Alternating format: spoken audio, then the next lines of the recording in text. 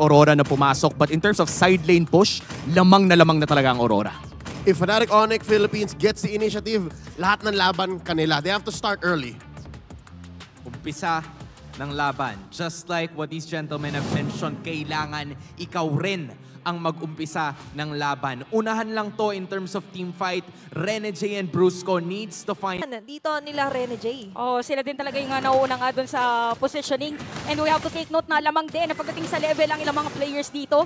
Si Brusco is at level 4, Rene J is at level 6. So nag-aabang dito si Demon kahit na makuha muna isang neutral bago tumuloy doon sa isang mga objective. Nagtatago, si Brusco nakawala ng buhay pero ginamit na i-revitalize. Wild charge para mapigilan yung kabayo. Ginamit na dito yung kanyang glorious pathway.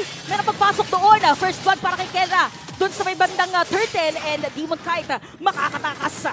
Grabe no, nagkagulo-gulo sila doon pero isa lang ang tumumba and that's going to be on to Edward. Kaya naramdaman din ng Aurora MLBB na medyo mga players. Yung pwesto na yan, kung i-invert mo, ganyan din yung nangyari kay Doming nung isang ganyan araw. Na ganyan. So nararamdaman niya na merong kasama dito si Kelra pero ginamit na nga doon yung Zaman Force sa ilalim ng tower na masusundot.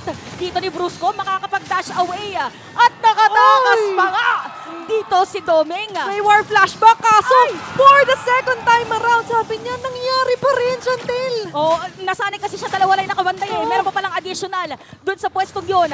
Sa may gitna, ginamit na yung Glorious Pathway. Ibig sabihin, wala na yan mamaya. Pagka tumuloy na, dito sa may turtle objective side ng Aurora. Meron pag-zone out against Rene J. Pero si Edward nandun sa may badalikod. Nakuha ni King Kong. Pero may kita natin ngayon, meron penalty zone para dito kay Kirk.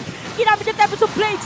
Demon Kite to the Ken. At makakaalis pa nga. Tumalon dun sa may pader para makaalis sa mga players ng Fnatic Onyx. Pero medyo na Kasi mga ibang players dito sa Fnatic Onyx.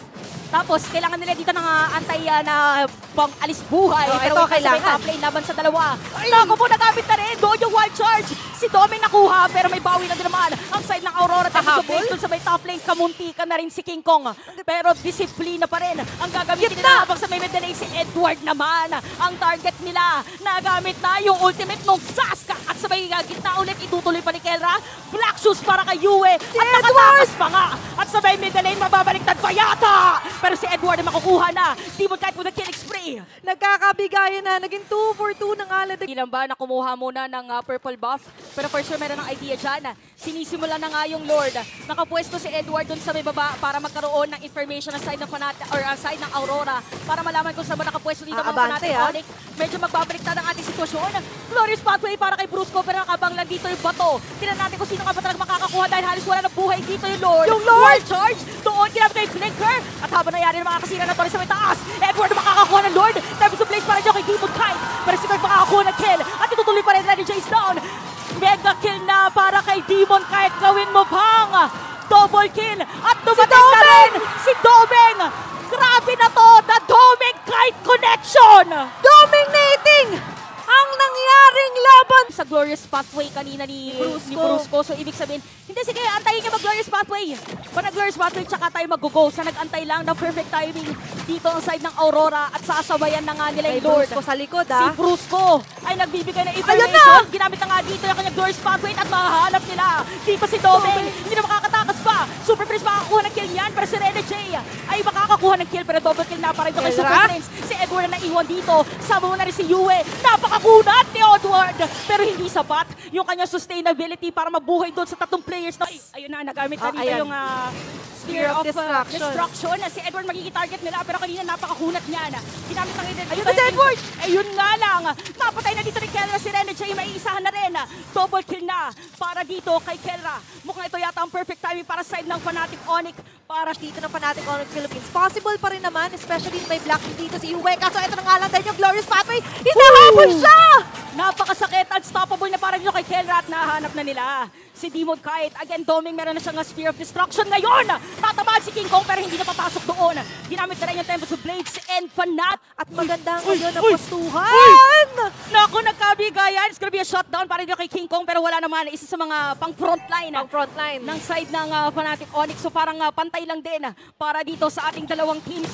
Grabe, 16 minutes na. 99 lang yung kalamangan sa goal. Pantay na pantay para dito sa ating dalawang teams. At napakaganda paggamit din ng wall para medyo mapigilan. Pero Glorious Pathway para dito kay Brusco. Makakapasok ba ang mga players na Fnatic Onyx? Nakakuha na dito si Doming. At meron pag dash para kay Kelra. Pero nga natatabaan na slow. It's gonna be a shutdown para dito kay Edward. At Tutuloy pa rin yung Lord. Unti-unting hinihit dito yung base. Pero may dedepensa naman para sa side ng Aurora. 3 sa 3 ang mga Ultimate, sinong mabebait din Naku. dun sa mga teams natin? At baka ilang ulit na nga lang din nila nabebate si Brusco. Pero ngayon, ang magiging sagot niya, not anymore.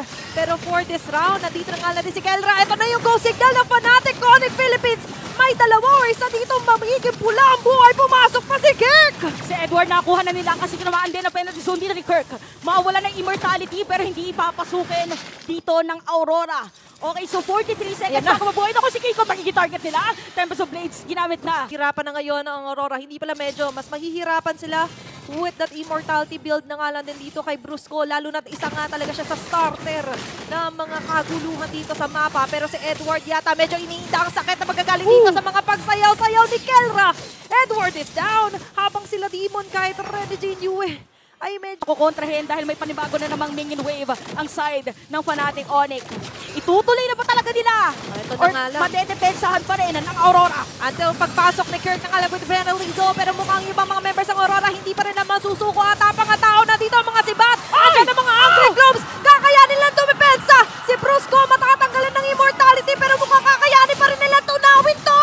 Double kill na para kay Yue. At makikita natin meron pa nabiling immortality si Doming nung moment na yun. So 4 mana down para sa side ng Fnatic Onyx. At 22 minutes na, ladies and gents. 3 digits pa rin. Si Domeng to the point na ito aabot na nga sila sa pinakabase. Si Kiko matitira tumipensa. At isang mabilis lang, isang teamfight lang ang kinailangan. Makakabig agad ng side ng Aurora. Sila ang magwawagi para sa ating game number 1.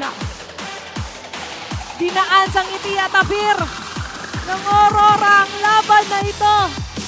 Arang na pahinga ng maluwang doon si Demon.